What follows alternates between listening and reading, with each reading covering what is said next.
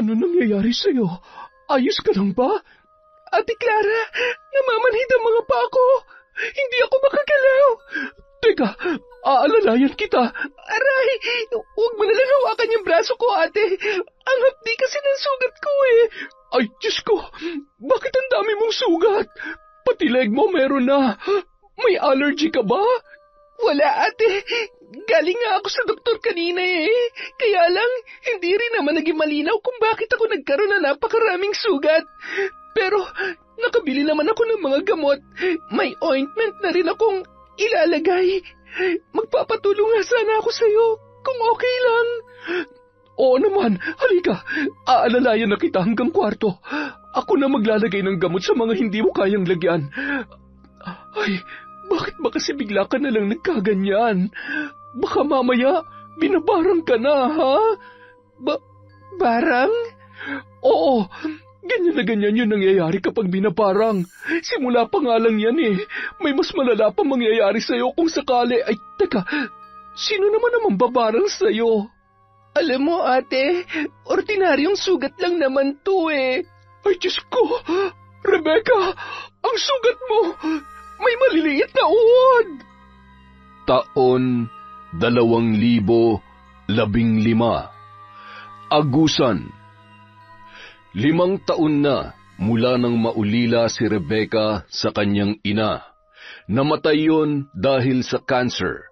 Nabalo na ang kanyang ama, ngunit imbis na samahan siya, ay sumama na agad yon sa bago niyang kinakasama. Sa loob ng maraming taon ay hindi niya naramdaman na mayroon pa siyang magulang. Dahil may kaya ang pamilya ng kanyang ina, halos lahat ng mga ari-arian nila ay pagmamay-ari noon. Mabuti na lamang walang karapatan ang tatay niya sa mga yon dahil sa pinirmahang kasunduan ng mag-asawa bago sila ikasal. Kay Rebecca na iwan ang may kalakihan nilang bahay at ang hardware na siya na ang namamahala. Hindi naman niya kailangang pumunta roon araw-araw, ngunit dahil gusto niyang mabantayan ang negosyo, ay madalas pa rin siyang pumupunta roon para magkahera. Wala ni isang kamag-anak si Rebecca na malapit lamang sa kanya. Lahat ng kanilang mga kamag-anak sa side ng kanyang ina ay nasa Bukidnon, at sa kanyang ama naman ay nasa Cotabato. Napadpad lamang sila sa Agusan dahil doon parehong nagtatrabaho ang kanyang mga magulang na magkakilala ang dalawa. Ngunit kahit walang kaanak ay may isang tao namang parating dumadamay sa kanya at hindi hinahayaan na maramdaman niyang mag-isa lamang siya sa buhay. Yun ay si Rigel, ang anak ng isa sa mga kaibigan ng kanyang yumaong ina. Oy, ang aga-aga, tulala ka na naman dyan ah. Palugi na ba ang negosyo mo? Bilhin ko na lang kasi ang hardware mo. Sira ulo, porket tulala, lugi na. Tsaka anong sinasabi mong bibilhin mo tong hardware ko, ha? Asa ka dyan? Wow, suplada ka na ngayon ah. Dati na kaya? Teka, siya nga pala. Kaya ako nandito kasi ayain sana kitang manood ng sine mamaya eh. Wow! Ano naman ang sumanib sa'yo at bigla kang nagyayaya? Wala lang. Gusto ko lang magpalibre sa'yo. Yun lang, ang kapal. Sobrang kapal. Dami agad sinabi ha. Binibiro lang kita. Pero ililibre pa rin naman kita kahit masama ang loob ko. Wag na. Ako yung lalaki sa ating dalawa kaya ako dapat naman libre sa'yo. Kailan pa binase sa kasarian ng kakayahang manlibre? Ngayon lang. Basta huwag ka nang tumanggi. Ngayon lang naman to eh. Pero pwede ring masundan pa kung gugustuhin mo. Tumingin ka sa akin tapos titigan mong mukha ko. Yan, titigan mo mabuti. Oh, ano meron? May muta ka ba? Baliw.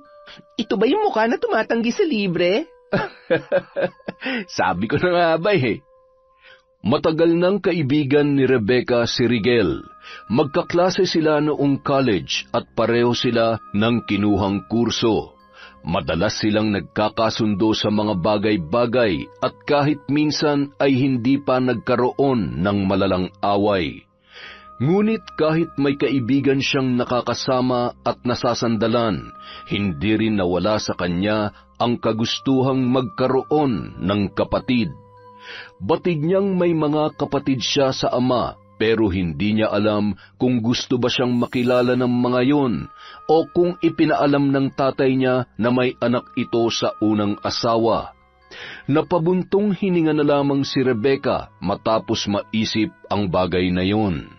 Kinabukasan, sunod-sunod na katok ang gumising sa kanya mula sa mahimbing na pagkakatulog.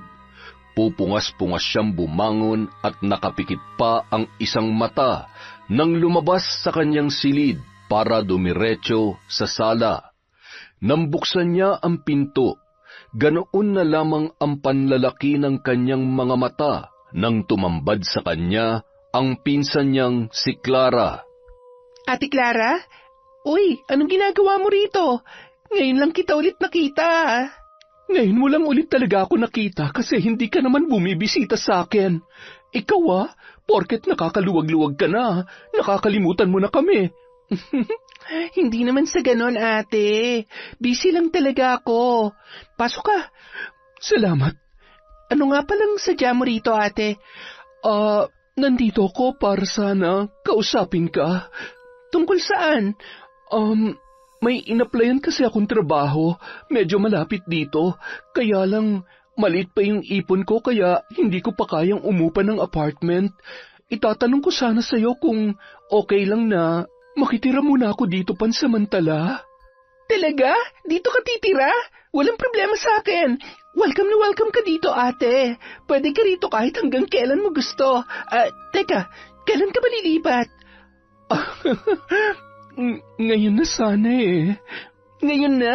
Pero nasaan ang mga gamit mo? Yun na nga ang problema. Ha? Anong ibig mong sabihin? Nakatulog kasi ako sa bus eh. Pagising ko, wala na yung bag ko. Nandun lahat ng gamit ko, Rebecca. Kaya nga, dito ako dumiretso dahil alam ko na matutulungan mo ako eh. Naku ate, alam na ba to nila tita? Hindi pa. Ayoko sanang ipaalam sa kanila para hindi na sila mag-alala pa. Pasensya ka na kung ikaw pa talaga yung pinuntahan ko, ha? Sus, wala namang problema yun sa akin. Tsaka, kung wala kang mga gamit, pwede naman kitang pahiramin muna. Talaga? Naku, salamat, Rebecca. Ang bait-bait mo talagang pinsan. Mula ng araw na yon, sa bahay na ni Rebecca nakitira ang pinsan niyang si Clara. Mabait naman ang dalaga at marunong makisama kaya magkasundo silang magpinsan. Masipag magluto si Clara at maasikaso rin sa kanya kaya pakiramdam niya ay nagkaroon siya ng nakatatandang kapatid sa katauhan ni Clara. Kaya nga lang mula na matanggap sa trabaho ay bihira na lamang silang magkita sa bahay. Madalas yung ginagabi ng uwi. Kaya hindi niya na ito hinihintay. Hanggang isang araw, may nasabi sa kanya ang kaibigan niyang si Rigel. Nagtatrabaho ba kay Kap yung pinsan mo? Ha? Bakit mo naman natanong? Sagutin mo muna. Akong una nagtanong eh. Hindi. Ang alam ko, natanggap siya sa pawn shop eh. Sigurado ka ba dyan? Yun ang sabi niya sa akin. Bakit ba? Anong issue mo kay Ate Clara? Parang nakita ko siya kanina kasama ni Kap eh. Loko, paano naman sasama kay Kap yun? Hindi naman sila magkakilala. Baka kamukha lang yan nakita mo. Di ba nga lahat ng tao sa mundo merong kamukha? Ano yun? Doppelganger? Ewan ko, basta sigurado ako na hindi si Ate Clara yon. Hindi. Nakita ko na kasi nang malapitan yung pinsan mo kaya alam ko ang itsura niya. Ay, sige, para matahimik yung kaluluwa mo, tatanungin ko na lang siya mamaya kung kasama ba niya si Kapitan. Okay na? Oo na. Sorry naman, pero napapaisip lang kasi ako eh. Paano nangyaring magkakilala sila? Di ba, bago lang siya dito? Marites 2.0, hindi na siya bago kasi nakarating na siya rito nung nabubuhay pa si Mama. Pero sa pagkakaalam ko, wala naman siyang kakilalang taga rito talaga eh. Ay, ewan ko ha. Huwag ka sanang ma-offend para sa pinsan mo, pero sa tingin ko talaga, may iba sa kanya eh. Paanong iba? Yung parang hindi siya pwedeng pagkatiwalaan basta-basta. Baka sabihin mo na naman na napaka-judgmental ko, ha? Bakit hindi ba? Ano pa sa tingin mong tawag doon, ha? Hay, nako, tigilan mo na nga si Ate Clara. Basta tatanungin ko siya mamaya. Kapag napatunayan ko na hindi sila magkasama ni Cap, ililibre mo ako ng merienda bukas. Sige ba? Nang gabi ring yun, nagpasya si Rebecca na kausapin ang pinsang si Clara para malaman kung totoo ngang ito ang nakita ni Rigel na kasama ng kapitan ng kanilang barangay. Kaya lamang inabot na siya ng hating gabi sa paghihintay, ngunit hindi pa rin dumarating ang kanyang ate. Hanggang sa muli na naman siyang inabot ng antok. Samantala, panay naman ang tili ni Clara nang wala pa ring tigil ang paghalik sa kanya ng kapitan ng barangay na si Ronnie. Magkasama na ang dalawa mula pa noong tanghali, matapos dalhin ng kapitan sa lumang bahay nito ang kanyang kerida. Mas bata ng 14 na taon ang dalaga sa karelasyon, ngunit hindi naman yon naging problema sa kanila dahil mahal nila ang isa't isa. Nakilala ni Clara si Ronnie sa isang social media app. Nagkausap sila doon hanggang sa umabot na sila sa desisyon na tuluyan ng magkita. Ngunit bago pa man yun ay nagpapalitan na ng malalambing na mensahe ang dalawa at minsan nagpapadala rin siya ng mga masiselang larawan para sa kapitan. Umabot ng ilang buwan ang kanilang relasyon bago sila nagkita sa unang pagkakataon. Naisip ni Clara ang pinsan niyang si Rebecca na nakatira sa lugar na yon, kung saan nakaupo bilang punong barangay ang kanyang karelasyon, kaya kanyang naisip na makituloy na lamang doon. Humarap si Clara kay Ronnie at marahang hinaplos ang dibdib nito habang pareho silang nakahiga sa kama. Han, hindi ka pa ba uuwi sa inyo? Baka hinahanap ka na ng asawa mo. Sigurado magwawala yun sa galit kapag nalaman niyang magkasama tayo. Huwag mo siyang intindihin. Masyado siyang abala sa mga tinatahi niyang mga damit, kaya mag-enjoy na lamang tayo dito. Ikaw talaga? Parang hindi ka nagsasawa. Hindi talaga. Sa ganda mong yan. Tsaka hindi naman hamak na mas masaya kang kasama kumpara dun sa asawa ko. Talaga ba? Ibig bang sabihin nun, mas gusto mo na akong kasama ngayon? Ganun na nga. Nakakasawa na kasi yung ingay niya araw-araw eh. Tsaka naiintindihan ko naman na nagkakaedad na kami, pero may mga pangangailangan pa rin naman kami. At hindi na yun maibibigay sa akin ni Helena. Iba ng takbo ng utak niya eh. Pero ikaw, may magagawa ka pa para sa akin, Clara. Pwede pa nga tayo magkaroon ng anak eh. Anak agad? Huwag muna. Mag-enjoy na lang muna tayo ng tayo lamang, Han. Okay, sabi mo eh. Eh, siya nga pala. Nabanggit mo kanina na kailangan mo ng pera, hindi ba? O heto, idagdag mo sa panggastos mo. Bumili ka ng mga pampaganda para mas lalo kong ganahan sa'yo. Tsaka bumili ka na rin ng mga bagong damit. Yung sexy sana, tapos yun ang isuot mo tuwing magkikita tayo, ha? Hindi yung ganyang kaluluwang na blusa. Eh, teka, saan ba galing yan? Sa pinsan ko, kay Rebecca. Ah, si Rebecca. Nako, eh napakamakaluma pa naman manamit ng babaeng yun. Malas mo lang dahil siya lang ang mahihiraman mo ng mga damit. Ay, kung bakit man naman kasi hindi ka nagdala ng mga gamit nung pumunta ka rito eh. Tumakas nga lang ako kay nanay, diba? Lumayas ako sa amin at nagsabi na lang ako nung nakalayo na ako sa kanila. Hindi ba nagalit ang nanay mo?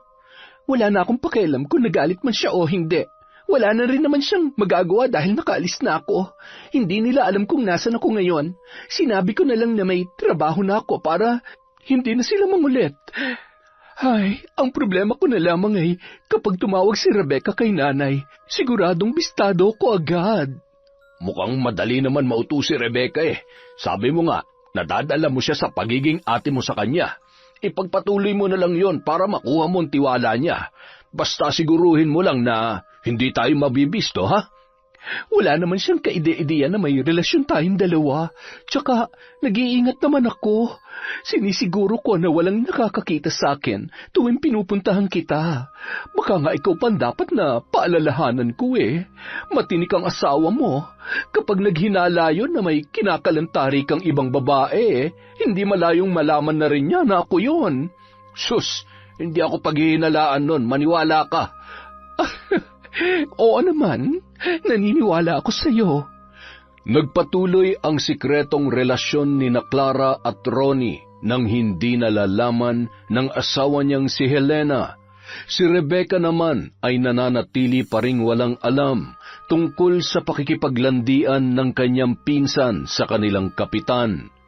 Nang sa wakas ay magkaroon sila ng pagkakataong makapag-usap, ay hindi na niya pinalampas pa ang pagkakataon na yon para malinawan sa sinabi sa kanya ni Rigel. Ate Clara, magkakilala ba kayo ni Kapitan? Si Cap Ronnie? Ha? Paano naman mangyayari yun eh? Hindi naman ako taga rito.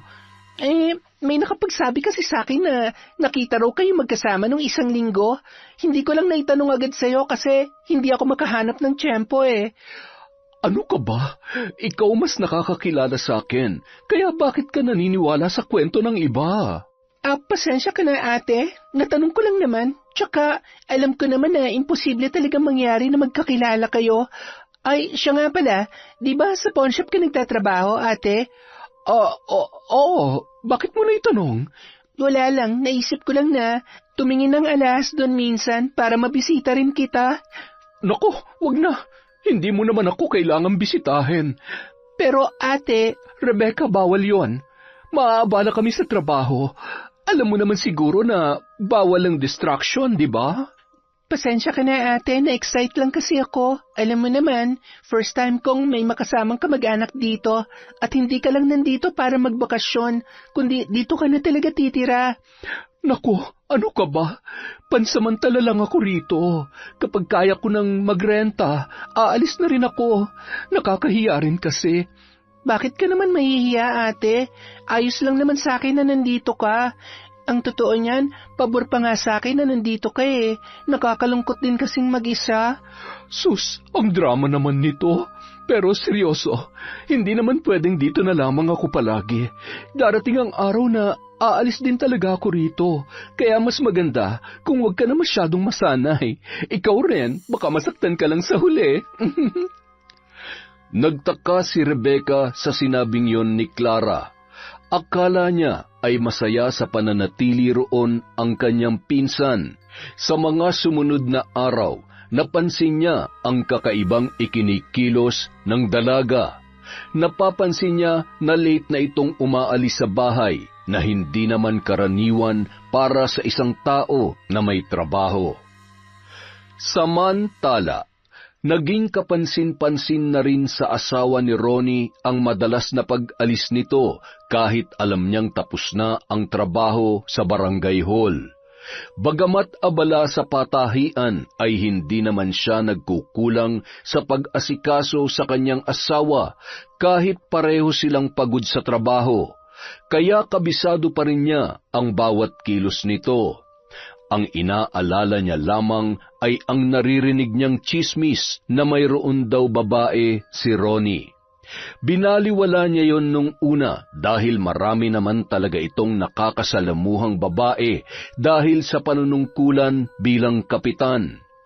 Ngunit minsan, hindi na rin niya maiwasang maapektuhan, lalo na't hindi lamang isa ang nagsasabi sa kanya tungkol doon. Saan ka na naman pupunta? Hindi ka na nga kumain ng hapunan, aalis ka pa ng ganitong oras. Nag-aya lang kasi si Kagawad. May handaan sa kanila. Nakakahiya naman kung hindi ako pupunta. Anong oras ka uuwi? Hindi ko alam. Basta, wag mo na lang i-double lock yung pinto. May dala naman akong susi. Sino naman ang kasama mo roon? Kung makapagtanong ka naman parang binatilyo pa tong kausap mo kakailanganin ko pa ba na makakasama ron kung kaya ko naman mag-isa? Makalis na nga. Baka kung saan pa mapunta tong usapan natin. Naninigurado lamang ako dahil may mga naririnig ako tungkol sa'yo. Pambihira naman, oo. Ano na naman ba to, Elena? Hindi na ako magpapaligoy-ligoy pa, Ronnie. Meron ka bang kabit? Kabit? Saan naman nanggaling ang ideyang yan? Sagutin mo lang kung meron o wala. Mahirap ba yon? Wala akong kabit. Sino ba nagsabi sa iyo niyan? Paniwalang-paniwala ka naman. Normal sa trabaho ko na may makasama mga babae. Yan din ang iniisip ko noon, pero marami na nagsasabi sa akin, Ronnie. Pinagdududahan mo ba ako? Oo. Paano ako hindi magdududa? Gabi-gabi ka na lang nawawala tapos inuumaga ka pa. Sino matinong asawa ang uuwi ng ganoong oras? Alam mo, ikaw, tigil-tigilan mo na nga yung kabibintang na may babae ako. Dahil kung meron man, matagal na kitang iniwan. Baka naman umiiwas ka lang sa kahihiyan, kaya hindi mo ako mahiwalayan. Sinabi kong tumigil ka na. At ngayon, nagagawa mo na rin akong pagbuhatan ng kamay. Tandaan mo to, Ronnie. Malalaman ko rin kung may iba ka ng babae at sisiguraduhin ko na pagsisisihan mo ang ginawa mo. Dahil sa tahimik at mabuting may bahay ang pagkakakilala ni Ronnie sa asawa, binaliwala na lamang niya ang banta nito. Sa isip-isip niya noon ay kahit anong katarantaduhan pa man ang kanyang gawin, wala pa ring magagawa ang kanyang asawa at hanggang pagbabanta lamang ang kaya nitong gawin. Ngunit aminado ang kapitan na totoo ang sinasabi ng ginang na umiiwas lamang siya sa kahihiyan, kaya hindi niya maamin-amin ang tungkol sa iba't ibang babaeng nakakasama niya. Dahil isang pagkakamali lamang, malaking kasiraan na sa kanya bilang isang public servant. Wala namang kaalam-alam si Helena sa lihim ng kanyang asawa na matagal na nitong tinatago sa kanya. Lingid sa kanyang kaalaman na bukod kay Clara ay may iba pang babaeng ginagawang parausan ang kapitan. Kumusta? Nandito na ba ang mga babaeng makakasiping ko ngayong gabi? 3 lang ang nakuha namin, Kap. Sigurado ka bang hindi magrereklamo ang mga yan? Baka naman pagkatapos kong galawin ay bigla na lang akong kasuhan. Naku, malabo pong mangyari yun. Matindi ang pangangailangan niyang mga yan. Tsaka ang swerte niyo po, mga sariwang-sariwa pa. Bah, oo nga. Sarap pisilin eh. Hindi na ako makapaghintay na makasiping kayong lahat. Pero teka, ano nga palang hinihingi nilang kapalit? Yung isa, pang tuition daw po, Kap. Yung 2 naman, pangkain. Sige, bibigyan ko sila mamaya. Pero, Kap, may problema. Oh, ano naman yun? Yung isang babae na naikama nyo kagabi, tumanggi magpabayad. Sumobra daw kayo eh. Gusto magreklamo. Ano? Wisit naman oh. Nasaan siya? Hindi mo dapat pinaalis yun. Kap, alam ko naman po na yan ang sasabihin niyo sa akin, kaya hindi ko hinayaang umalis. Oh, nasaan na nga? Nasa hideout ng mga adik na pinuprotektahan niyo, Kap. Pinagpipiestahan na siya ron ngayon. Hindi ko nga alam kung mabubuhay pa siya pagkatapos siyang pilahan ng mga adik ron eh. Hayaan mo na siya ron. Ang mahalaga, may makakasama ako ngayon. Pagkatapos ko, ikaw naman para hindi ka lugi. Talaga, Kap? Ayos! O siya, magbantay ka na lang muna dito sa labas. Mag-enjoy na muna ako sa loob, ha? Marami nang pinagsamantalahan si Ronnie na tinatakot niya lamang para hindi magsumbong.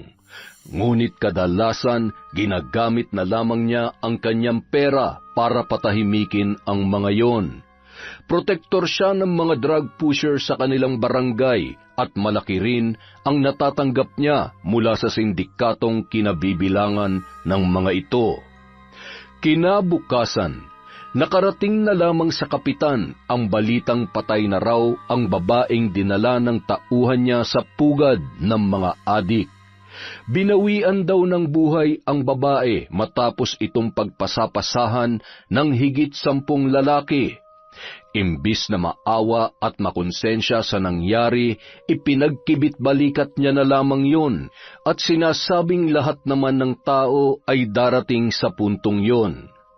Sa kabilang banda, nagpatuloy ang paghihinala ni Helena sa asawang si Ronnie, kaya gumawa na rin yon ng paraan para malaman kung nagsasabi nga ba yon ng totoo. Isang gabi, hinintay ng ginang na makaalis ang asawa at binalak na sundan para malaman kung saan ito pumupunta. Ganun na lamang ang pagkagulat sa muka ng ginang nang mapagtanto kung saan pumupunta si Ronnie. Naikuyom niya ang kanyang kamao nang huminto ang kotse ng asawa sa tapat ng bahay ng yumao niyang kaibigan. Sa pagkakaalam niya, ang anak na lamang nitong babae ang naiwan doon at siya na ang nagmamay-ari ng bahay. Nagtagis ang kanyang mga bagang sa galit at hindi na hinintay na lumabas ang babae mula roon. Malinaw na sa kanya na si Rebecca ang kabit ng asawa niya at siyang dahilan kung bakit palagi itong nawawala tuwing gabi. Sa galit ng ginang, humantong siya sa isang desisyon. Sa pagkakataong yon, hindi niya na inisip na anak ng kaibigan niya si Rebecca. Kung ang babaeng yon ang kabit ng kanyang asawa, hindi siya papayag na hindi ito makakaranas ng matinding pagdurusa. Nakakainis! Naligo naman ako Bakit hanggang ngayon kinakati pa rin ako? Nagpalit ka ba ng sabong ginagamit? Hindi naman, kaya nga nagtataka ako kung bakit ngayon lang ako kinati ng ganito Nagkasugat-sugat na nga ako sa may alak-alakan Ang hapdi kaya, lalo na kapag nalalagyan ng pawis. Patingin nga. Ayan kagabi lang naman nagsimula yung pangangati ko tapos ngayon, ganyan yung nangyari. Nagkasugat na ako. Parang hindi pang karaniwang sugat to Ito pa lang bang nagkakasugat? Sa tingin ko, meron na rin sa likod ko Napadiin kasi ang pagkamot ko kanina. Pakitingin mo nga. Sigurado ka ba? Sus, ngayon pa ba tayo magkakaroon ng mali siya? Angatin mo na lang yung damit ko sa bandang likod. Tingnan mo lang kung may sugat. Oo, eto na, gagawin na. Galit ka agad Rebecca, bakit ganitong likod mo? Ang daming maliliit na sugat. Ha? Pero isa lang naman ang kinamot ko kanina Hindi ang dami talaga. Mukhang kailangan mo na magpatingin sa doktor. Baka mamaya kung ano na to. Nagpasya si Rebecca na magpatingin na sa doktor dahil sa dami ng sugat niya sa likod at sa ibang parte ng kanyang katawan. Ngunit matapos manggaling sa ospital, hindi pa rin siya nagkaroon ng kasagutan kung bakit siya nagkaroon ng mga sugat sa katawan. Malinaw na hindi raw yon mula sa kahit anong allergy. Isa pa, hindi naman maselan ang balat ng dalaga para magkasugat ng ganoon. Hapon na nang makalabas ng ospital si Rebecca. Naglalakad siya patungo sa parking area nang bigla na lamang sumulpot ang isang matandang lalaki na may nakasaklob na itim na tela sa ulo kaya hindi niya makita ang muka. Ngunit nang huminto sa harapan niya ang lalaki, sa kanya lamang ito unti-unting nakilala. Mang Ambo, kayo po pala. Nagulat naman po ako sa inyo. Akala ko po kung sino na yung humarang sa akin. Si Mang Ambo ay kaibigan ng yumao niyang ina. Kasama niya ito sa lamay hanggang sa libing ng nanay niya at isa rin sa mga nag-alay ng panalangin. Kwento ng kanyang ina, nakilala raw nito ang matanda noong araw na nahimatay ito sa gilid ng kalsada. Dinala ng kanyang nanay sa ospital si Mang Ambo. Biyudo na raw ang matanda at nag-iisa na lamang sa buhay, kaya nagpasya na yung tumira sa may paanan ng bundok. Dahil mabait ito ay naging magaan agad ang loob ng kanyang nanay, hanggang sa naging magkaibigan na ang dalawa. Pakiramdam daw noon ng kanyang nanay ay nagkaroon ito ng isa pang ama sa katauhan ng matanda. Ngunit ang kanyang ipinagtataka, nananatiling tahimik si Mang Ambo matapos niya itong batiin. Nakatitig lamang yun sa kanya na tila hindi niya nagugustuhan ang kanyang nakikita. Ayos lang po ba kayo? Merong anino. Po? Ano pong anino? May nakikita kong anino na nakasunod sa iyo, Iha. At hindi maganda ang hatid niyan sa buhay mo. Nakakakita po kayo ng mga... Mukhang marami pang hindi nasasabi sa iyo ang nanay mo. Gusto ko sanang magkwento, ngunit hindi ito ang tamang pagkakataon. Iha, kailangan mo ng tulong. Tulong? Hindi ko po kayo maintindihan, Mang Ambo. Yung mga sugat mo sa katawan, dulot yan ng isang sumpa. Hindi mo mahahanap ang lunas kung hindi mo malalaman kung sino ang taong may matinding galit sa iyo. Teka, paano niyo po nasabing dahil ito sa sumpa? Baka nagkakamali lang po kayo. Ang totoo po niyan, may mga binigay na pong gamot sa akin para sa mga sugat ko. Mga ilang araw lang po, mawawala na rin po ito. Hindi kita pipiliting maniwala, Iha. Ngunit kapag dumating ang oras na lumabas na ang mga insekto mula sa mga sugat mo, alam mo kung saan ako pupuntahan. Handa akong tulungan ka sakaling kailangan mo ang tulong ko. Sige po. Salamat po, Mang Ambo. Pauwi na po ba kayo? Kung gusto nyo, ihatid ko na po kayo. Ay, hindi na, Iha. May kailangan pa akong puntahan. Pero salamat sa alok mo, ha? Napakabait mo rin, katulad ng iyong ina. Kinagabihan, mas lumala ang nararamdaman ni Rebecca nang magpasya na siyang matulog. Tinapos niya muna ang paghuhugas sa mga ginamit sa kusina bago nagtungo sa kanyang silid. Ngunit nang hahakbang na sana siya ay bigla na lamang siyang napahawak sa mesang malapit sa kanya matapos mawalan ng balanse. Biglang nanghina ang mga tuhod niya at hindi agad nakagalaw sa kanyang pwesto. Nasa ganoon siyang kalagayan nang bumukas ang pinto. Tumambad ang pinsan niyang kadarating lamang mula sa trabaho. Napakunot noo pa ang dalaga nang makita ang kanyang itsura. Anong nangyayari sa'yo? Ayos ka lang ba? Ate Clara, namamanhid ang mga pako. Hindi ako makagalaw. Teka, aalalayan kita. Aray, huwag mo nang hawakan yung braso ko, ate. Ang hapdi kasi ng sugat ko eh. Ay, Diyos ko, bakit ang dami mong sugat? Pati leg mo meron. May allergy ka ba? Wala, ate. Galing nga ako sa doktor kanina eh. Kaya lang, hindi rin naman naging malinaw kung bakit ako nagkaroon ng napakaraming sugat. Pero nakabili naman ako ng gamot. May ointment na rin akong ilalagay. Magpapatulong nga sana ako sa'yo eh, kung okay lang. Oo naman. Halika, aalalayan na kita hanggang kwarto. Ako nang bahalang maglagay ng gamot sa mga hindi mo kayang lagyan. Ay, bakit ba kasi bigla ka na lamang nagkaganyan? Baka mamaya ay pinabarang ka na, ha? Barang? Oo, ganyan na ganyan ang nangyayari kapag binabarang. Simula pa nga lang yan eh. May mas malala pa mangyayari sa'yo kung sakali. Ay, teka, sino naman ang mambabarang sa'yo? Ay, alam mo ate, ordinaryong sugat lang naman talaga to. Hindi ako binabarang gaya ng sinasabi mo. Di ba, ang mga binabarang lang ay yung may mga kaaway o nakaalitan. Wala naman ako nakakaaway. Halos lahat ng mga taga rito, kasundo ko. Hindi kaya may naiinggit sa'yo? Ay, ano naman ang kaiinggitan nila sa akin? Aba, marami. Maganda ka, mapera. Halos lahat na nga nasa iyo na eh. Akala lang nila yon. Ang lungkot-lungkot kaya ng buhay ko rito. May pera ka nga, mag-isa ka naman. Alam ko na, para hindi lang ikaw ang masaya. I-donate mo sa akin ang pera mo. Ewan ko sa'yo, ate. Sige na, tulungan mo na lang ako, Aray, ano yun? Parang may pumutok na sugat ko, ate. Ang sakit.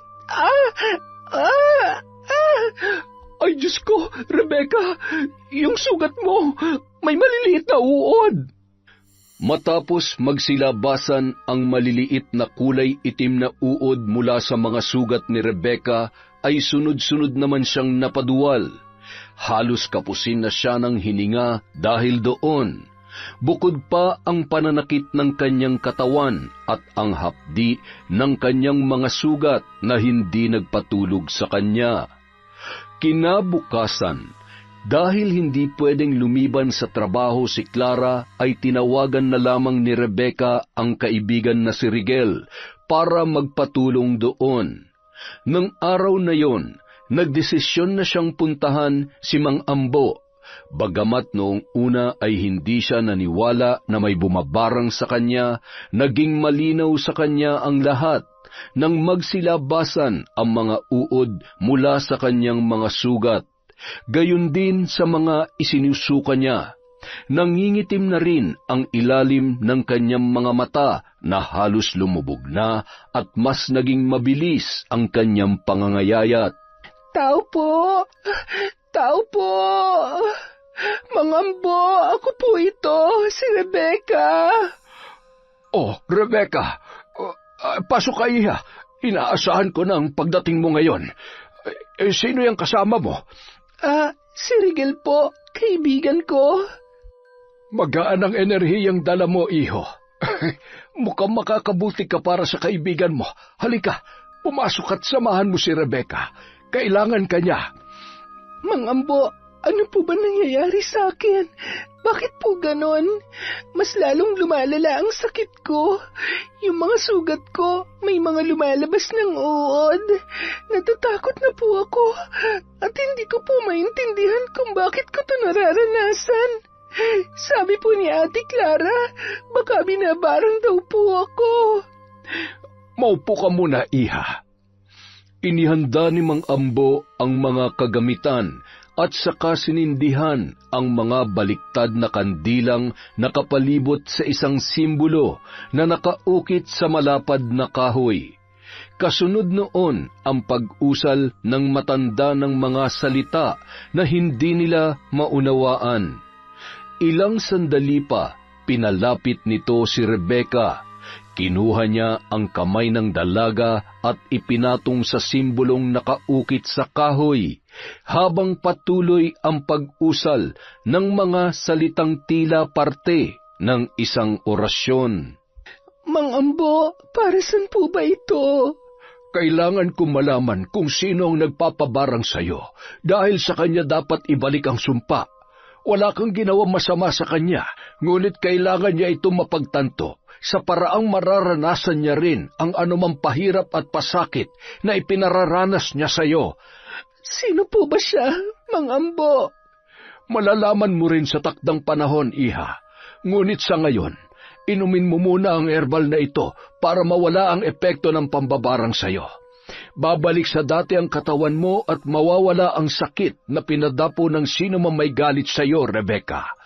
Pero paano ko po malalaman kung sino po ang may galit sa akin?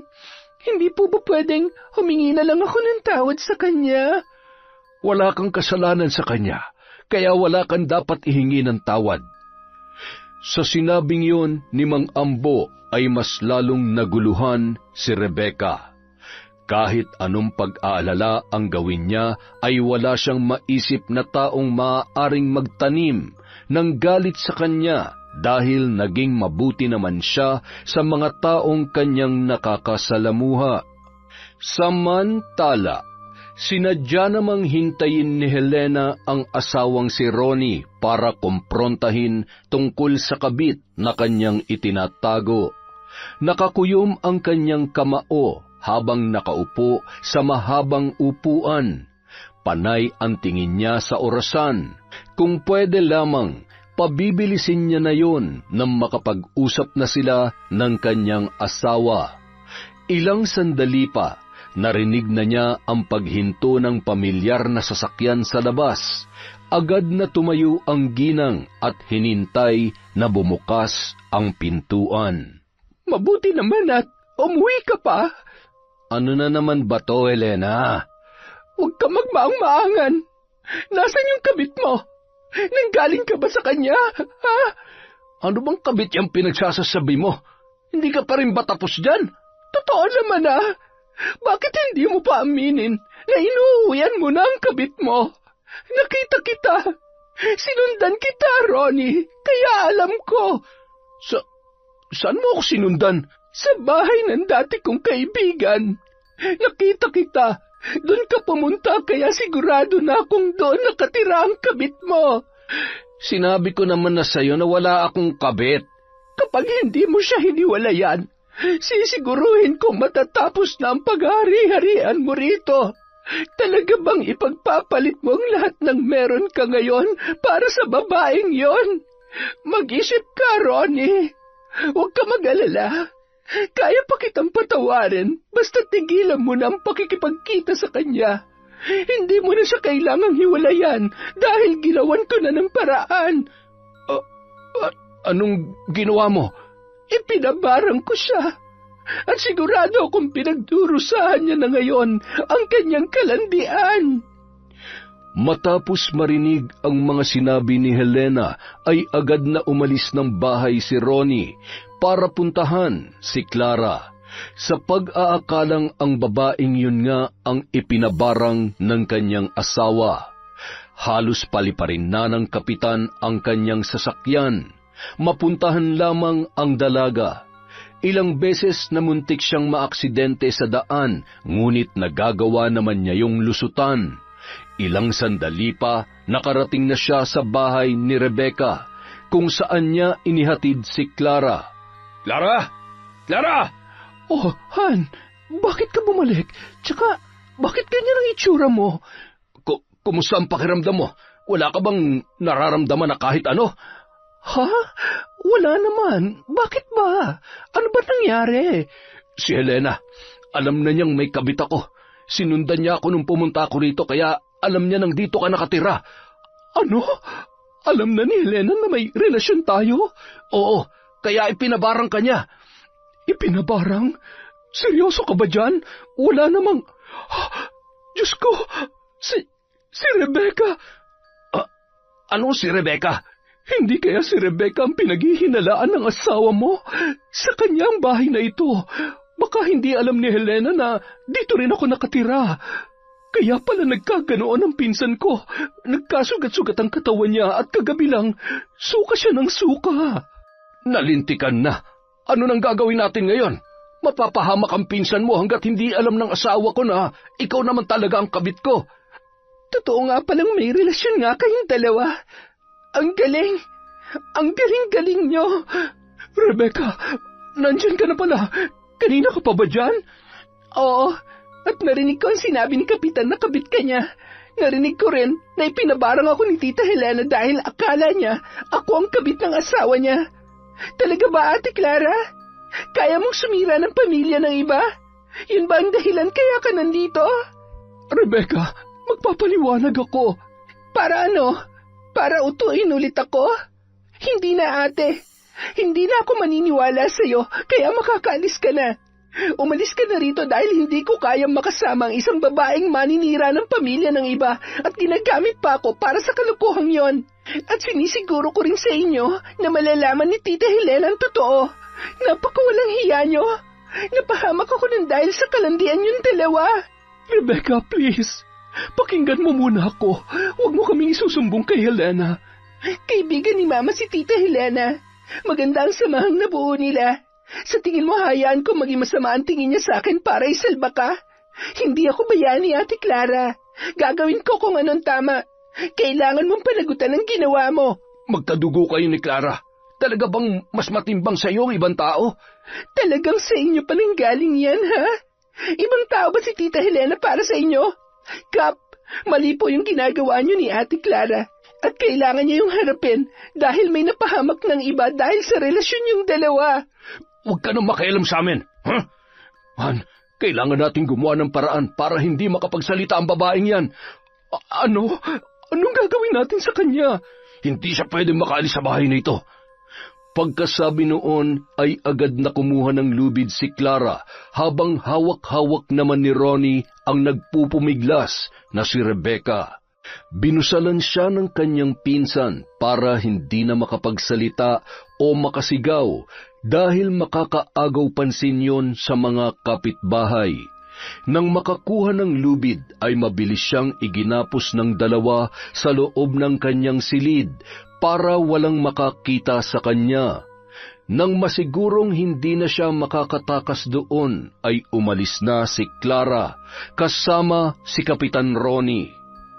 Habang nasa loob ng kotse ay hindi nakatiis si Clara na kumprontahin ang kapitan dahil sa ginawa ng asawa nitong si Helena. Talaga bang wala ka man lamang gagawin? Ipapabarang na ako ng asawa mo. Ano pa bang pinuputok ng butsi mo? Hindi naman ikaw ang tinamaan ng sumpa, hindi ba? Yung pinsan mo nagdurusa ngayon, hindi ikaw. Dapat nga magpasalamat ka pa eh. Alam ko, pero nakakaawa si Rebecca. Naging mabuti siya sa akin, Ronnie. Tapos ganun pa ang igaganti ko sa kanya. Ikaw ang may utang na loob sa kanya, kaya hindi ko na problema yon. Problema nating dalawa yon. Ano yun kapag nagkaipitan, ako na lang mag-isa? Pero kapag inaatake ka ng kamanyakan mo, dalawa tayo magsasayos. Tigilan na natin to. Anong tigilan? Ikaw ang tumigil. Ang tagal na nating magkarelasyon, Ronnie. At nangako ka sa akin na iiwan mo ang asawa mo para makapagsama na tayo. Hindi mo ba naiintindihan? Alam naman natin dalawa na maling-mali na magkaroon tayo ng relasyon. Nung pa nga dapat natin to itinigil eh. Ayoko. Hindi ako makikipaghiwalay sa iyo, Ronnie. Wala ka na magagawa kung gusto ko na makipaghiwalay, Clara. Mas kailangan ko ang asawa ko ngayon. Masisira ang karera ko sa politika kung itutuloy pa natin to. Hindi ako papayag. Sinabi mo sa akin na mahal mo ko, kaya hindi ako papayag na maghiwalay tayo. Makiayon ka na lang, Clara. Para sa ating dalawa rin to. Kapag nagkabistuhan, pareho tayong malalagay sa kahihiyan. Kaya maghiwalay na tayo habang kaya pa tayong patawarin ng asawa ko. Eh di lumabas din ang totoo. Gusto mo pa magkaayos kayo. Kaya ba itatapon mo na lang ako ng ganun-ganun na lang? Maayos naman tayo maghihiwalay, Clara. Bibigyan kita ng pera para merong kang panimula. Dahil wala ka naman talagang trabaho. Pero hindi na natin pwedeng ipagpatuloy ito. Pumayag si Clara na makipaghiwalay kay Ronnie. Ngunit sa isang kondisyon, bibigyan siya nito ng 100,000 piso bilang panimula. Dinagdagan pa yon ng 50,000 piso kapalit ng pagpapatahimik niya sa pinsang si Rebecca. Sinamantala niya naman ang pagkakataon dahil alam niyang mayaman ang lalaki. Katwiran niya makakahanap pa naman siya ng ibang karelasyon na mas bata at mas gwapo pa kay Ronnie. Kaya lang naman siya nagtitiis sa kapitang yon ay dahil kaya nitong suportahan ang lahat ng kanyang mga luho. Nang makabalik sa bahay ni Rebecca, marahas na lamang siyang napabuntong hininga nang maalala si Clara na wala man ng pagkain o kahit inumin nang iwan niya yon sa silid. Napapailing na kumuha siya ng ilang pirasong biskwit at isang pitsil na tubig, saka ito dinala sa dalaga. O ayan, kumain ka at uminom ng tubig. Yan lang ang magagawa ko ngayon para sa iyo. Hindi naman ako kasing sama ng iniisip mo eh. Kaya lang, hindi talaga kita pwedeng pakawalan. Masisira lahat ng pinaghirapan ko. Malas mo lang dahil nabisto mo ako.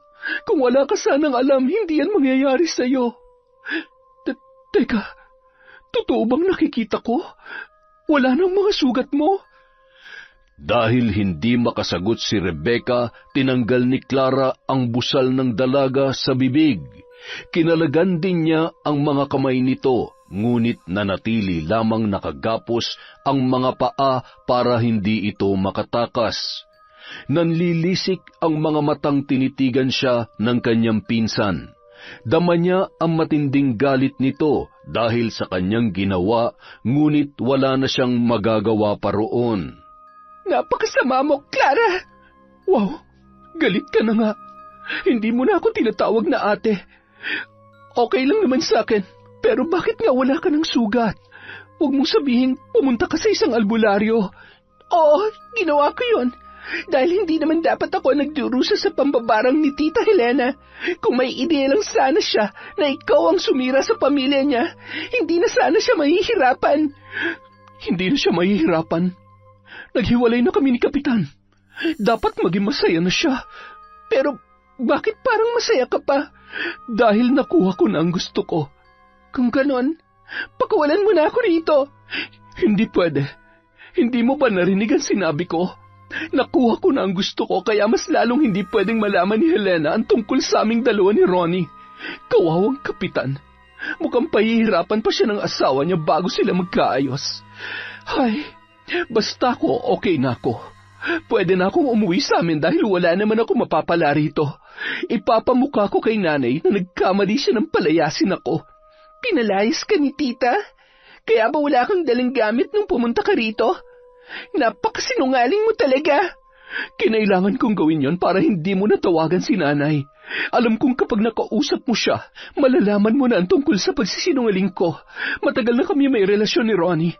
Nagkakilala kami online. Akala ko magiging masaya talaga ako sa kanya, kaya pinuntahan ko siya. Hindi ko naman nakalain na kapag nagkagipitan ay hihiwalayan niya rin pala ako. Takot siya masira ang karera niya, lalo na't balak pa niyang tumakbo sa mas mataas na posisyon sa susunod na eleksyon. Nagpapaligoy-ligoy ka pa? Sana sinabi mo na lang na matagal ka ng kabit ni Kapitan. Kabit na akong kabit, pero nagmahal lang naman ako, Rebecca. Yung pagmamahal mo ang pinakamatinding lason na magpapahirap sa'yo. Napakasama mong tao, Clara. Ah, ganon? Sige, huwag ka nang kumain. Hindi ka kakain ng 1 linggo. Magdusa ka dyan. Ibinalik ni Clara ang pagkakagapos ng mga kamay ng kanyang pinsan. Saka iniwan siya ron na gutom at uhaw na uhaw. Walang patidang luha ng dalaga habang nagpupumilit pa ring makawala. Ngunit sadyang mahigpit ang pagkakagapos sa mga kamay at paa niya. Napayuko na lamang si Rebecca. Tahimik siyang nagdasal na sana'y may dumating doon para siya ay tulungan. Ilang sandali pa, tila nabuhayan ang dalaga nang maisip niya si Rigel na palaging pumupunta roon tuwing Biyernes ng hapon para sabayan siya sa hapunan. Palagi kasi siya nagluluto para sa kanilang dalawa tuwing Biyernes dahil yun lamang ang araw na nagkakasama sila ng matagal mula nang maging abala na rin si Rigel. Inabot pa ng ilang araw si Rebecca na walang pagkain o inumin man lang, kaya halos mawalan na siya roon ng malay. Pagsapit ng Biyernes, umaga pa lamang pinipilit na niyang matanggal ang busal sa kanyang bibig. Nagawa niya naman yon kahit na hirap, ikinikiskis niya ang bibig sa dulo ng maliit na mesa sa kanyang tagiliran. Bandang hapon na nang marinig niya ang boses ni Rigel na nagtatawag sa labas ng kanyang bahay. Mabuti na lamang at wala pa roon si Clara dahil gabi na ito kung umuwi. Rebecca? Rebecca, nandiyan ka ba sa loob? Rigel, tulungan mo ako! Ano raw? Rigel, tulong! Tulong? Teka, ano ba nangyayari? Rebecca, nasan ka? Ano nangyayari dyan? Nandito ako sa kwarto, nakagapos ako. Tulungan mo ako. Sirain mo na yung pinto. Eto na, sisipain ko na. 1, 2, 3. Rebecca! Dito sa kwarto. Pambihira, nakalak din. Sisirain ko na rin to. Rigel, buti na lamang dumating ka. Ano ba nangyari? Bakit ka nakagapos? Si Clara, siyang gumawa nito sa akin. Ano? Bakit ka naman ito gagawin sa'yo? Alam ko na kung sino nagpapabarang sa akin. At alam ko na rin kung anong dahilan. Oh, sino nagpapabarang sa'yo? Si Tita Helena. Ha? Helena? Yung asawa ni Kapitan? Oo, siya nga. Matagal na raw silang may relasyon at sikap ang dahilan kaya siya pumunta rito. Nagsinungaling na siya sa akin nung una pa lang. Hindi totoong nanakawan siya sa biyahe. Naglaya siya sa kanila dahil nag-away sila ni Tita. Ano? Ang lala naman pala ng pinsan mong yun eh. Hindi lang yon. Wala talaga siyang trabaho rito. Tuwing umaalis siya, nagkikita sila ni Caproni. Kaya pala palagi siyang may mga bagong gamit. Yun pala, may sugar daddy siya rito. Pero bakit kailangan ka pa niyang igapos at ikulong dito ng ilang araw? Namumutla ka na, oh. Hindi pa ako kumakain. Ilang araw na akong walang pagkain at inumin, Rigel. Kung hindi ka dumating, siguradong dito na ako mamamatay. Buti na lang talaga palagi akong pumupunta rito tuwing Biyernes eh. Ay, ngayong alam ko na may posibilidad palang mangyari sa iyo yan, dadalasan ko ng pagpunta rito para lagi kang may kasama. Kung pwede nga dito na ako tumira, gagawin ko na eh. Hindi naman pwede yun, no? Ano ka ba? Pero sa ngayon, may magagawa ka pa rin sa akin. Gutom na ako. Halos hindi na ako makagalaw sa sobrang panghihina. Ako nang bahala. Dito ka lang muna, huwag ka nang pabebe. Kukuha ako ng kahit anong makakain mo tsaka maiinom. Ipagluluto na lang kita mamaya ng hapunan. Tsaka, kung ayos lang sa'yo, dito na muna ako magpapalipas ng gabi para mabantayan kita. Hindi na kailangan, Rigel. Samahan mo na lang ako mamaya. Saan? Kay Mang Ambo. Matapos makakain at makainom ng tubig, agad na naghanda si Rebecca para sa pagpunta kay Mang Ambo. Kinuha niya lang ang mahalaga niyang gamit at saka ibinilin sa mga kakilala ang kanyang bahay bago nila yon nilisan. Ngunit bago sila tuluyang magtungo sa bahay ng matandang albularyo na isa ring mambabarang, ay kumuha muna siya ng litrato ni Clara sa mga gamit nito. Si Rigel naman inasikaso ang pagkuha ng lumang poster ni Kapitan. Nang makumpleto ang mga kailangan nila ay hindi na sila nag-aksaya pa ng panahon. Samantala, napakunot noon naman si Ronnie nang mapansin ang pagkabalisa ng kanyang asawang si Helena. Mula umaga kasi ay palakad-lakad na ito at panay ang kamot sa balat. Napansin din niya ang maliliit na sugat sa binti ng kanyang asawa at sa paglipas ng oras ay tila nadadagdagan yon ng nadadagdagan. Helena, ayos ka lang ba? Kanina ka pa hindi mapakali dyan ah. Kinakati kasi ako, pero hindi ko naman alam kung saan ko kakamutin. Tsaka parang ang bigat-bigat ng pakiramdam ko, Ronnie. Lalagnatin yata ako. Magpahinga ka na kaya muna. Hindi pwede. May pupuntahan pa ako mamaya. Saan ka ba pupunta? Sasamahan na lang kita. Hindi na. Ako na lamang. Saan ka nga pupunta? Bakit mo ba inaalam? Gusto nga kitang samahan. Baka kung mapano ka pa niyan sa daan. Kaya ko ang sarili ko. Huwag mo kong alalahanin. Nagtaka si Helena kung bakit yon nangyayari sa kanya. Ayaw mang isipin ng ginang, ngunit pakiramdam niya ay bumabalik sa kanya ang sumpa ng pambabarang na dapat ay sakabit ng kanyang asawa. Sinabi sa kanya ng mambabarang na pinuntahan niya noon na unti-unti nitong pahihirapan ang babaeng sumira ng kanilang pamilya. Kaya nagbigay siya ng litrato ni Rebecca. Kinagabihan, mas lumala pa ang kanyang kondisyon. Nakaramdam siya ng matinding pananakit ng ulo na sinabayan pa ng kanyang katawan na tila sinisilaban. Dahil sa lumalalang pakiramdam ay hindi na nag-aksaya pa ng oras si Helena. Malakas ang kutob niya na binabarang din siya, kaya kailangan niyang malaman kung sino ang gumagawa noon. Sa isip-isip ng ginang ay hindi niya matatanggap kung si Rebecca pa mismo ang magpapabarang sa kanya para makaganti sa pagpapahirap niya sa babae. Ngunit nang makausap niya ang mambabarang na nilapitan niya noon, nagulat siya nang sabihing may kumontra sa ginagawa nito at hindi hamak na mas malakas ang itim na mahikang taglay ng sinumang gumawa noon sa kanya. Nanatiling walang kasagutan ang mga tanong sa isipan ni Helena matapos puntahan ang matandang mambabarang. Kahit lunas sa kondisyon niya ay wala rin itong naibigay, ngunit tumatak sa kanya ang huling sinabi nito, ang nag-iisang bahay sa may paanan ng bundok. Bagamat hindi niya alam kung ano ang naghihintay sa kanya roon, ay tumulak pa rin siya upang puntahan ang lugar na yon. Pagbaba ni Helena sa kotseng minamaneho, napuno siya ng pagtataka nang makita si Rebecca na lumabas mula sa bahay na kanyang pinuntahan. Anong ginagawa mo dito, Rebecca? Tita Helena? Alam kong ikaw ang dahilan, kaya nangyayari ito sa akin. Ang kapal na mukha mong babae ka.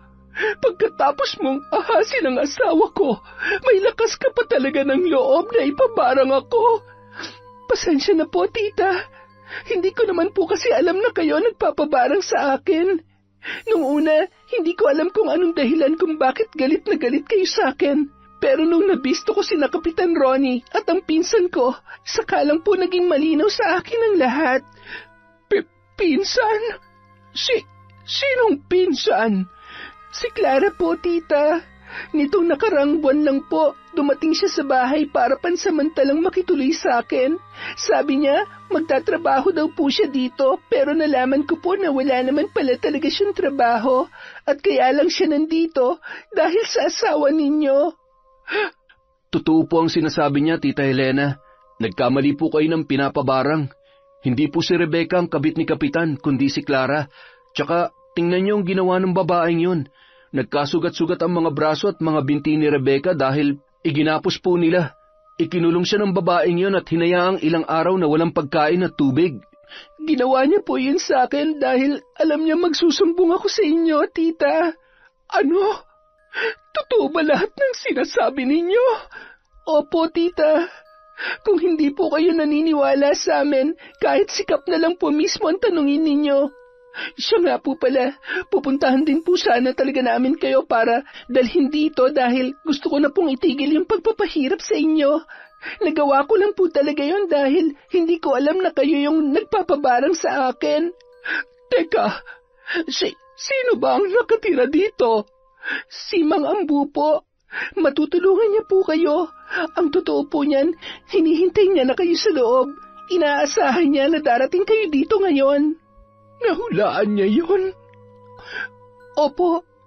Kung ganun, napakahusay nga niya. Iha, pasensya ka na sa nagawa ko, ha? Hindi ko kasi alam na hindi lang ikaw ang nakatira sa bahay niyo, kaya akala ko ikaw ang kabit ni Ronnie. Patawarin mo sana ako, Rebecca. Wala pong problema yon. Naiintindihan ko na po kayo, pero kailangan po nating pagbayarin ng taong nanakit sa atin, tita. Kailangan niya pong matutunan ng mga pagkakamaling nagawa niya. Sinira niya ang pamilya niyo at iniligay niya naman sa kapahamakan ng buhay ko. Tama ka, Iha. Kailangang maturuan siya ng leksyon. Nagawa ni Mang Ambo na alisin ang sumpa sa katawan ni Helena. Kaagad na gumaling ang mga sugat nito na tila walang nangyari. Muling humingi ng tawad ang ginang kay Rebecca dahil sa pagpapahirap nito sa kanya. Hindi naman siya nagtanim ng galit o ng sama ng loob dahil bukod sa kaibigan yon ng kanyang ina ay sadyang napakabuti nito sa kanya noon pa man. Nung araw na yon, matapos gamutin ang mga sugat ay nagpaalam na si Helena kay Rebecca. Gustuhin man daw nitong magpatulong kay Mang Ambo sa plano niyang gantihan si Clara ay nakapagdesisyon na ang ginang na kausapin na lamang ang kakilalang mambabarang na siyang unang nagpahirap sa kanya. Nirespeto naman niya ang desisyon nito. Nang makaalis si Helena, agad na ibinigay ni Rebecca at Rigel kay Mang Ambo ang mga nakuhang litrato. Dinala sila ng matanda sa likod bahay kung saan makikita ang bilog na hukay na natatakpan lamang ng mga dahon ng saging. Ano pong meron dyan sa hukay na yan, Mang Ambo? Dito ko inilalagay ang mga alaga ko, Iha. Malulusog sila at alagang-alaga. Ano po bang inaalagaan ninyo? Halika, tingnan mo. Napakaganda nila, hindi ba? Natulala si Rebecca at napaawang ang bibig nang alisin ni Mang Ambo ang mga dahong tumatakip sa hukay. Tumambad sa kanya ang mga tinutukoy nitong mga hindi pangkaraniwang alaga. Mga itim na ipis, maliliit na daga, alupihan, uod at lintang nagsisiksikan sa isa't isa. Dahil sa dami ng mga ito sa loob ng hukay, sa tansya ng dalaga ay aabot hanggang tuhod niya ang lalim ng hukay na yon, kung saan inaalagaan ng matanda ang mga ginagamit niya sa pambabarang. Parehong natahimik sina Rebecca at Rigel nang magsimula na ang orasyon ng matanda. Muli niyang binanggit ang mga salita na tanging ang mga kagaya niya lamang ang nakakaunawa. Bagamat hindi nila alam ang laman ng mga salitang yun, ay tahimik silang nagmasid at pinakinggan ang mga sinasambit ni Mang Ambo. Kinilabutan si Rebecca nang makita niya kung paano gumalaw ang mga alaga noon na wari nauunawaan ang kanyang mga sinasambit. Kinabukasan, nagising na lamang si Clara sa loob ng isang hindi pamilyar na kwarto. Sapo ng dalaga ang sumasakit na ulo dahil sa dami ng kanyang nainom. Mariin niyang ipinikit ang kanyang mga mata nang sumigid ang matinding kirot, hanggang sa napasubsob na lamang siya sa unan. Nang ilibot niya ang kanyang paningin sa paligid, sa kanya lamang napagtanto na nasa loob siya ng isang kwarto ng motel kung saan sila nagche-check-in ni Ronnie. Napangisi siya nang maalala kung paano siya muling sinamba ng lalaki. Sabi na hindi ako kayang tiisin ni Ronnie. Babalik at babalik pa rin siya sa akin. Umaga na pala. Bakit hindi mo man lang ako ginising kanina madaling araw? Kailangan ko nang makauwi. Bakit? Sa tingin mo ba? Hinihintay ka ng asawa mo? Oo, hinihintay talaga ako nun. Nakalimutan mo na bang ayos na kaming dalawa? Nagkaayos nga kayo, pero kanino ka ba sumiping kagabi? Kaninong kandungan ka nagiging masaya? Oo na, ikaw na lamang sa lahat. Aminin ko yan. Hindi naman talaga kita matitiis at hindi kita kayang iwan. Kaya nga ako nandito ngayon eh. Kahit saan parte mo pa kasi tingnan, tuyot na ang asawa mo. Kahit ilang oras mo pantitigan ang nakahubad yun, hindi ka pa rin gaganahan. Sus, ikaw na nga ang panalo sa inyong dalawa kung ano-ano pa ang sinasabi mo. Pero alam mo, Han, hindi ka talaga nakakasawa. Ang bango-bango mo, tsaka handang-handa ka palagi para sa akin. Pakis nga ako dyan bago ko umuwi. Huwag ka na kasing umuwi sa asawa mo. Sumama ka na lamang sa akin. Hindi pwede yon, Han. Ayaw mo ba nun? Kapag tumakbo kong konsehal ng bayan sa susunod, mas malaki pa may bibigay ko sa'yo.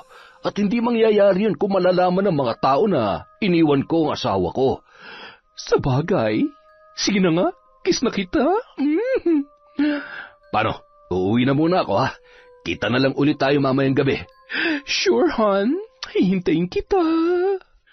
Nang makauwi si Ronnie sa bahay, laking gulat niya nang maabutan si Helena na prenteng nakaupo sa mahabang upuan sa sala at abot ang ngiti hanggang tainga. Ngunit ang pinaka nakaagaw atensyon sa kanya ay ang mga braso't binti nito na wala ng sugat. Inumaga ka na sa trabaho, Nagkape ka na ba? Hindi pa. Marami akong inasikaso. Gutom na nga ako eh. Sakto. Nakaluto na ako ng almusal natin. Halika na. Sabayan mo na akong kumain. Alam mo bang hinintay talaga kita? Teka. Bakit parang may iba sa'yo ngayon? Ano bang sinasabi mo Ganito naman talaga ako sa'yo noon pa. Parang bigla kang naging malambing eh.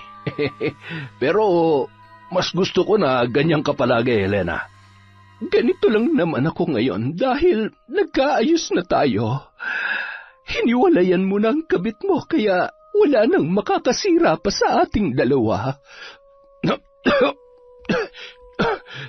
Oh, ayos ka lang ba?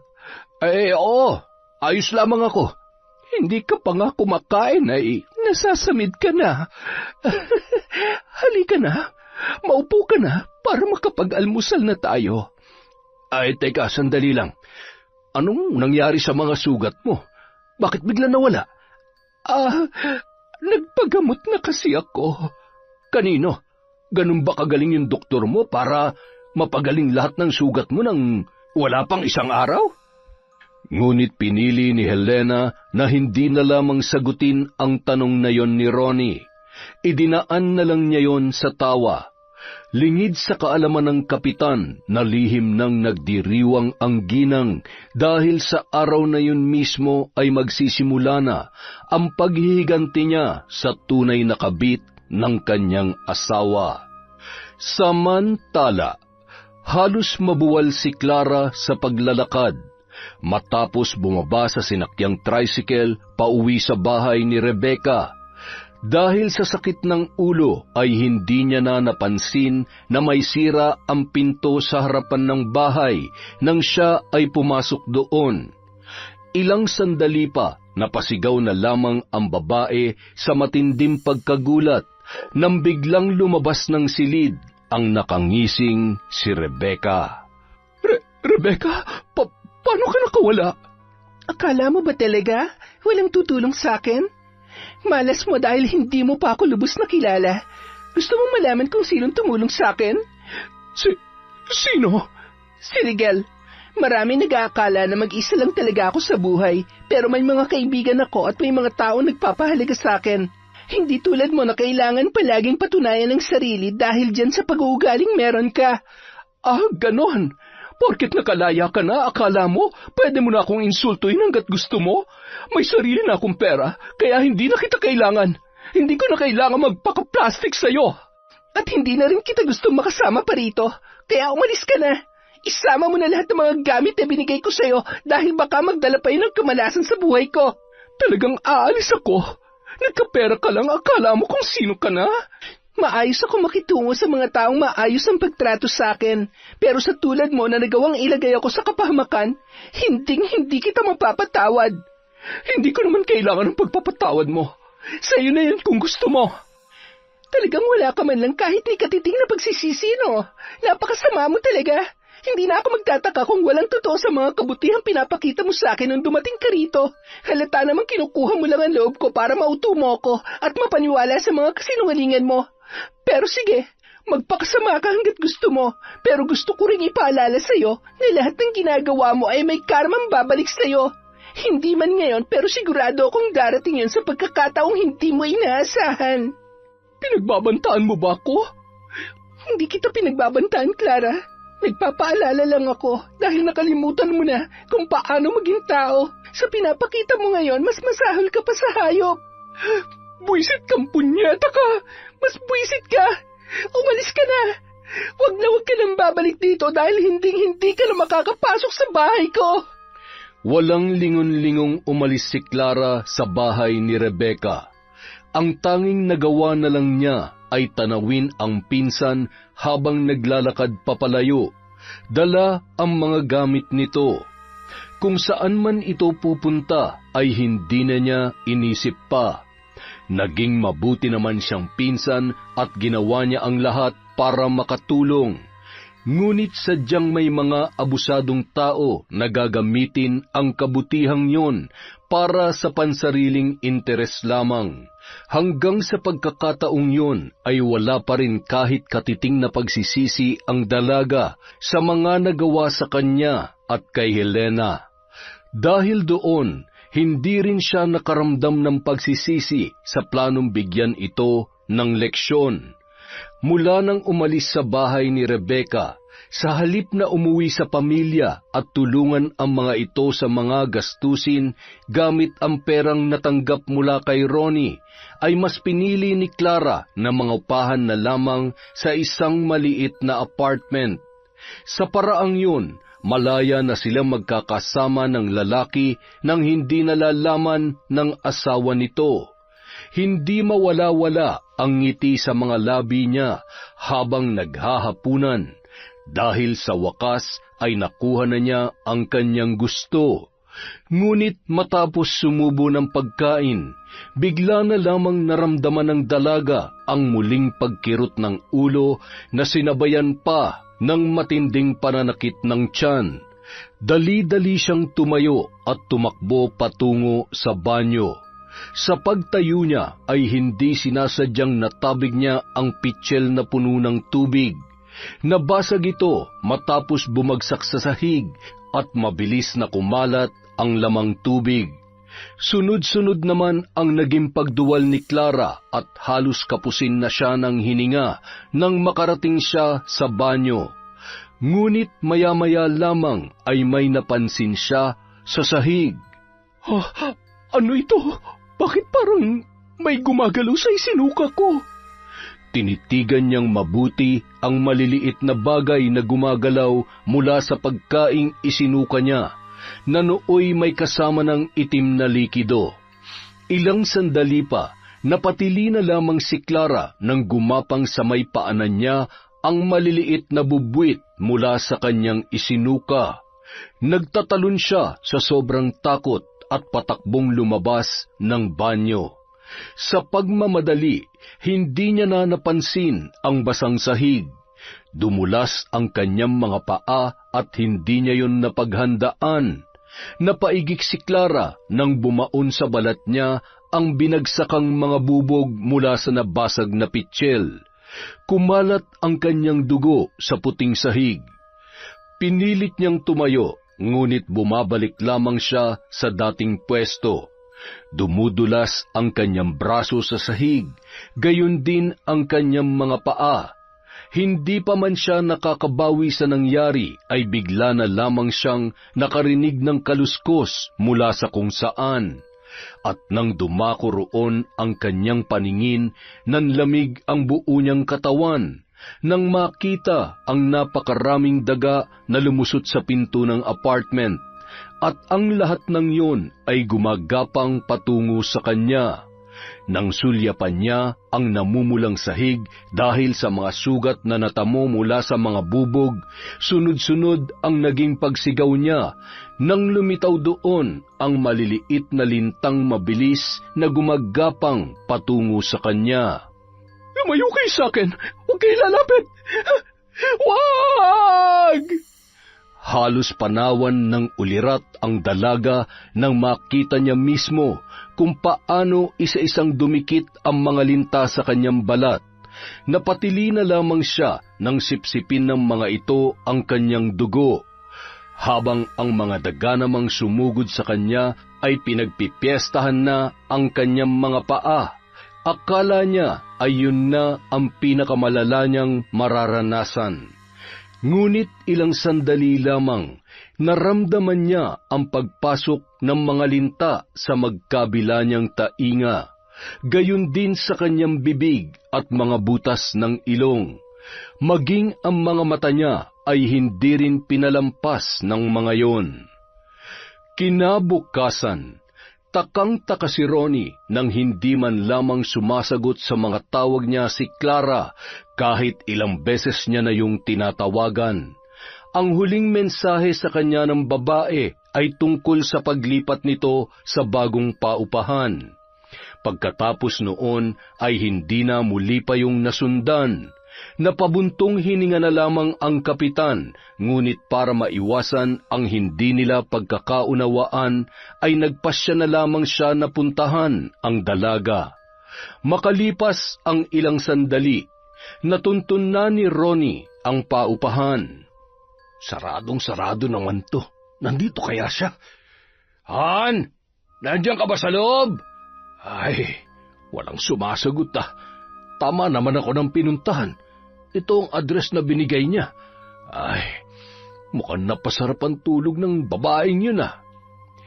Ilang beses pang tinawag ni Ronnie si Clara, ngunit hindi pa rin sumasagot ang dalaga. Hanggang sa naisipan na niyang sumilip sa may bintana para makasiguro kung may tao nga sa loob. Ganoon na lamang ang pagkagimbal ng kapitan nang masilip nito ang loob ng paupahan sa salamin ng bintana. Nanlaki ang kanyang mga mata nang makita si Clara sa sahig, nakahandusay at mukhang wala ng buhay. Sa labis na pag-aalala, buong lakas niyang sinipa ang pinto para tulungan si Clara. Agad niya itong dinala sa pinakamalapit na ospital. Mabuti na lamang may pulso pa ang babae nang madala niya doon. Puno ng sugat ang buong katawan na tila kinagat ng mga hayop.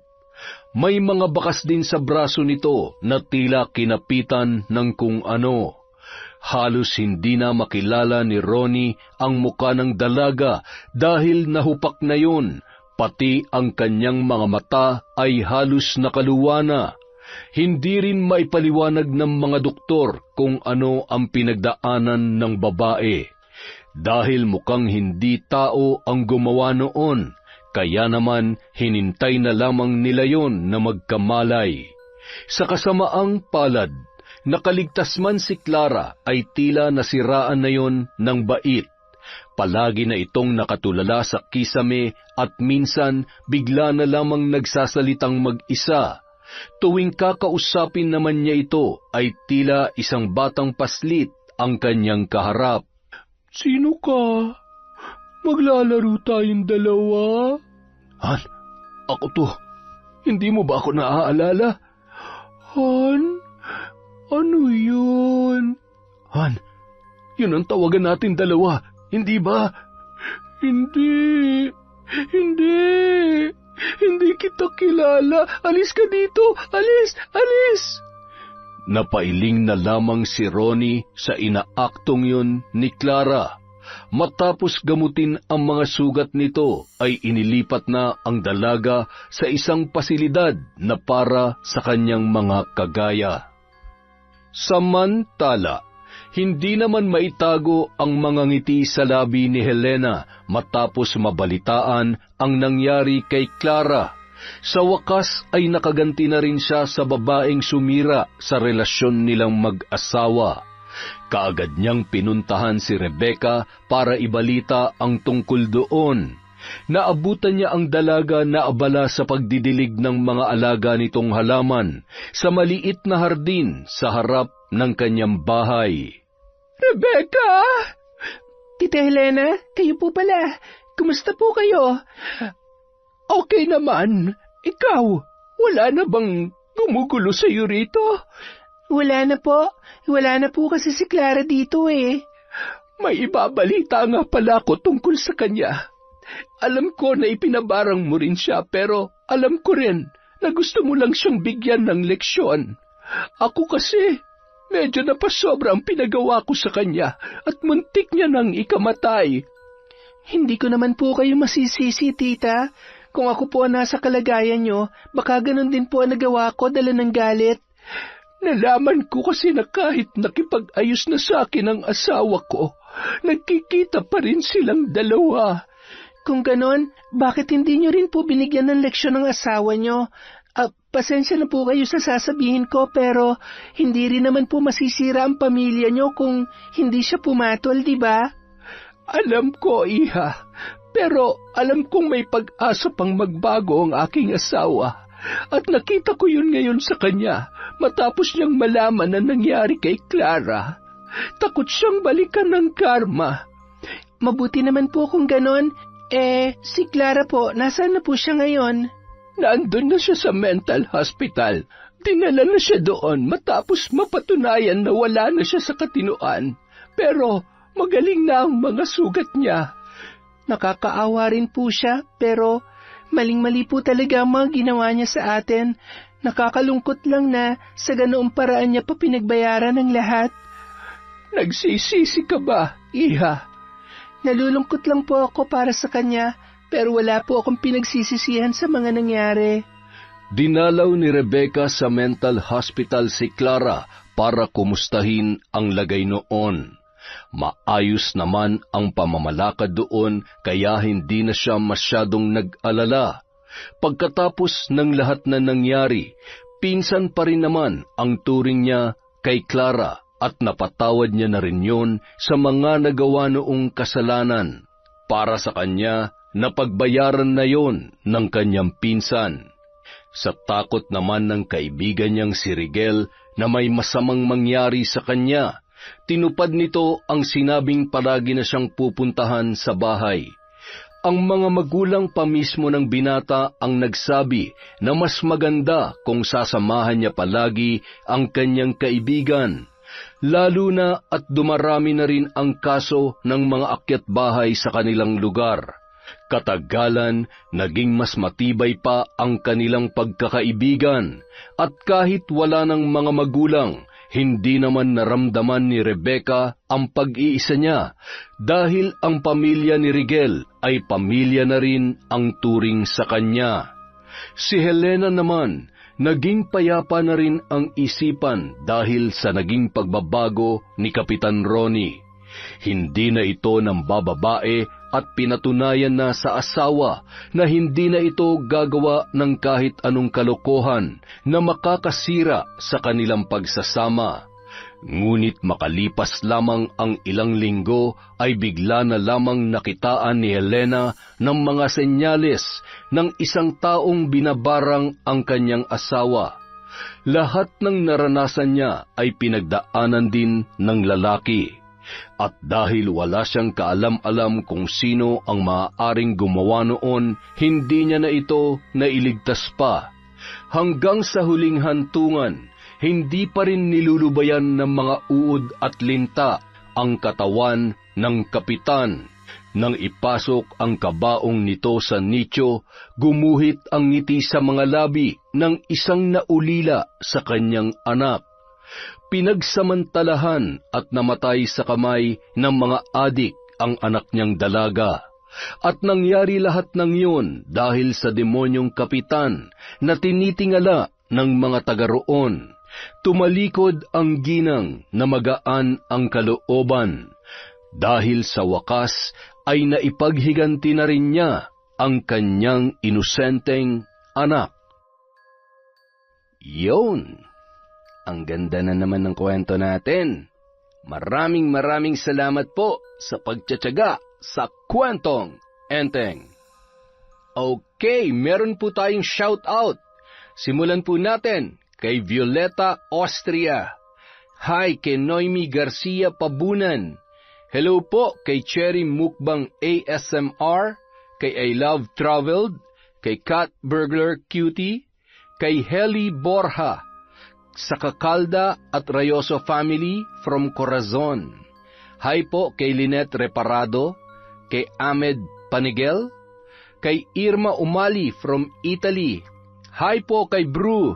Hello kay Kenneth YT Channel, kay Saniebla family of Gumaca, Quezon from Bella. Hello po kay Flor de Liza Dasig, kay Yamshero from Cavite, kay Kiarsa, kay Vanessa Music. Hello po sa JBY Girls ng Paranaque from Leia Ocubia. Kay Jenny V. Kadapan. Hello po sa Castillo at Reyes family from Cesa. Shout out kay Mark Anthony Delgado from San Jose Antique. Kay Baby Zane Vlog. Kay Maria Lu Soriano from Baguio. Kay Joe Gil or Joe Gil Sohor from New Zealand. Hi kay Giza Nicole from Cubao, kay Edgardo Fontanilla. Hello po kay Princess Alexis, Angela Karen, at kay Robert Grefaldia from Maria Grace Grefaldia. Hi kay Jerlyn Batal, kay Arceline Briones. Hello kay Chris Alcantara, kay Elidia Alba, Ryan Alba, kay Loretta Bobes from Cavite. Kay Marjorie Dequilia. Hello po kay Hannah Maylin Sisgundo. Shout out kay Bengski, kay Marites Nalika, kay Sally from Chantal Penero. Sa mga Pinoy laboratory staff ng Princess Margaret Hospital, Bahamas. Hello po sa inyong lahat. Hi kay Adi Larica from Batangas City, kay Front Row Infinity. Hello po kay Rosemary Cao, kay Kurt Mina. Shout out kay Sharon Macbabad, Maluha Pin, Esteli Reyes from Marikina. Hi kay Josefina Felias, kay Lucy Yuna. Shout out kay Alma Naong, kay Sara Deocaris, kay Alma Sembrano from Singapore, kay Criselda Escobel, hello kay Lorna Bondok, kay Lourdes Grace Garde, kay Cecil Vlog at sa mga kaibigan niya, hi po sa inyong lahat. Hi kay Ravenish 9992, lagi rin daw siyang nakikinig. Hello po kay Leia Billones, kay Liza Quizon, kay Isay DS. Hi kay Edna Antonia Torralba from Europe, kay Erica Ember, kay Najma Usman, hello po kay Miss Dada, kay Hondra Delin, at kay Sang O. Para po sa mga hindi natin na shoutout, marami pa po tayong susunod na video. Maraming salamat po mula sa Kwentong Enteng.